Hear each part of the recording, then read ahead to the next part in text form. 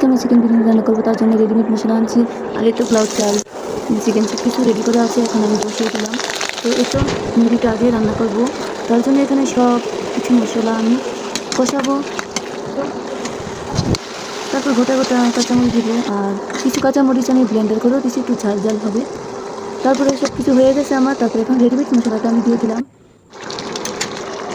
তারপরে কিছুক্ষণ কষিয়ে এখন আবার চিকেন আর দুটো আলু দিচ্ছি সাথে। আমি আলুটা বিরিয়ানির সাথে একটু ভালো লাগে, তো আলুটা আমি আগে তেলের মধ্যে একটু ভেজে তারপরে এখন মুরগির সাথে দিয়ে দিচ্ছি। তো মুরগিটা আমার হয়ে গেছে। এখন আমি পোলাওর জন্য পেঁয়াজ দিয়ে দিচ্ছি তেলের মধ্যে, তো ব্রাউন কালার আসছে। তারপরে আদা রসুন গরম মশলা দিয়ে এখন আমি পোলাওটাও বসিয়ে দিলাম। তো কিছুক্ষণ নাড়াচাড়া করার পরে এখন আমি রান্না করে রাখা মুরগিটা ঢেলে দিলাম।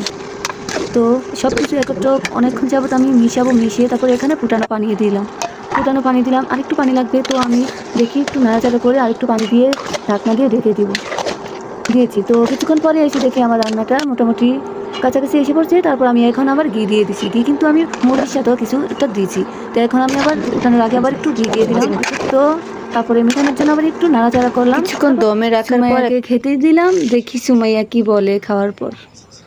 এই তো সুমাইয়া লেবু দিচ্ছে আগে।